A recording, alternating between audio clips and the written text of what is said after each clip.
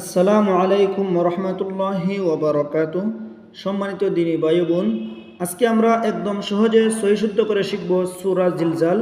সূরাটি মদিনায় অবতীর্ণ হয়েছে এবং এই সূরাটির আয়াত সংখ্যা হলো ৮। প্রিয় দর্শক, আজকে আমরা এই সূরাটি একদম সহিশুদ্ধ করে শব্দে শব্দে উচ্চারণ করে শিখব। সম্মানিত দিনী ভাই বোন, আপনি যদি আমার চ্যানেলে নতুন হয়ে থাকেন তাহলে ভিডিওটিতে লাইক করে চ্যানেলটিকে সাবস্ক্রাইব করে আমার সাথেই থাকবেন। তো চলুন শুরু করা যাক। بسم الله الرحمن الرحيم إذا زلزلت الأرض زلزالها إذا زلزلت الأرض زلزالها আবার আমার সাথে পড়ুন إذا زلزلت الأرض زلزالها। এটি হলো জাল পাতলা হবে, ইদা এরকম পাতলা করে পড়বেন।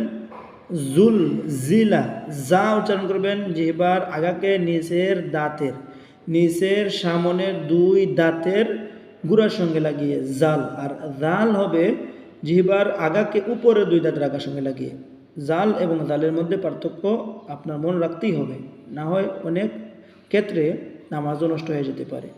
তো এরকম ইদা জুল জিলা তিল আরদু জিলজালা, যা দেখছেন সূরা জিলজালের মধ্যে যা হরফটি ব্যবহৃত হয়েছে প্রথম আয়াতে।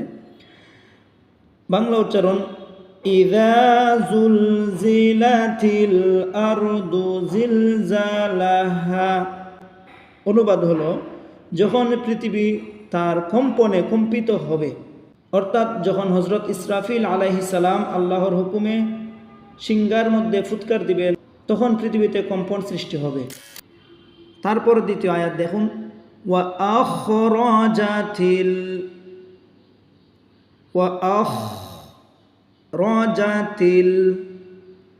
আরদু আথকালাহা।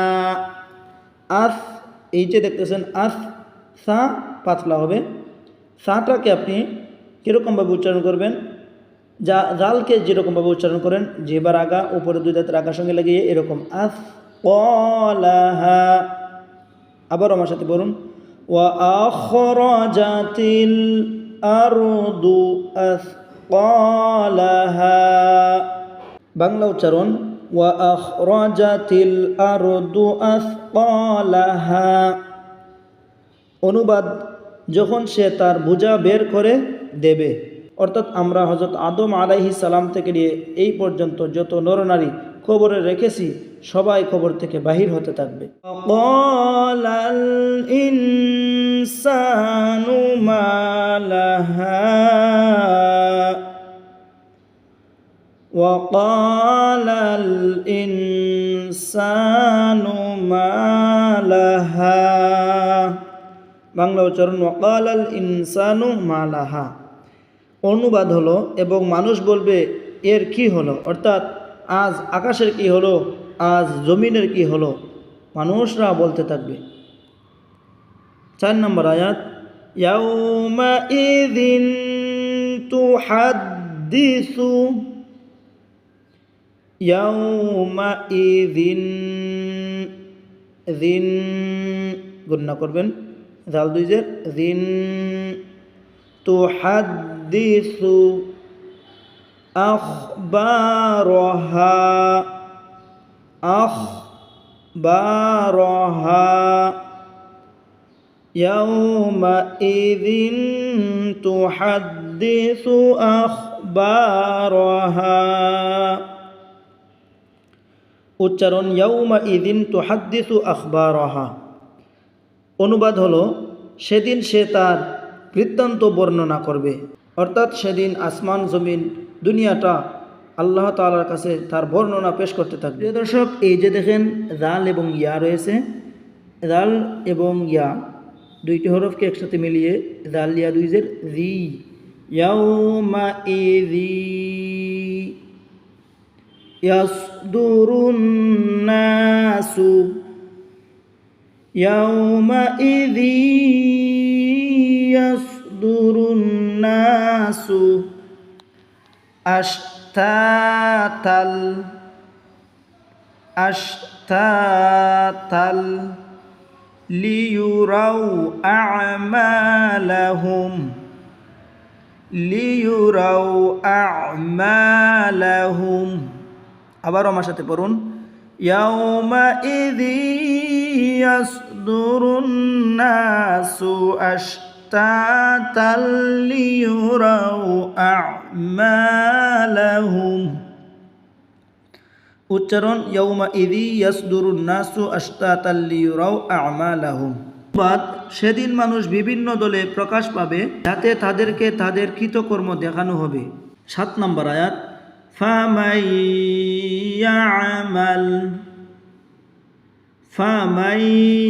ইয়া'মাল মিসকালা যাররাতিন খায়রান ইয়ারাহ ফামান ইয়া'মাল مثقال ذرة خيرا يره। বাংলা উচ্চারণ, ফামাই ইয়ামাল মিসকালা যাররাতিন খায়রান ইয়ারা। অনুবাদ, অতঃপর কেউ অনুপরিমাণ সৎকর্ম করলে তা দেখতে পাবে। অর্থাৎ কেউ যদি সরিষা পরিমাণ যদি কোনো নেক আমল করে থাকে তাহলে সে এগুলা দেখতে পাবে। ওয়ামাই ইয়ামাল 8 নম্বর আয়াত, ওয়ামাই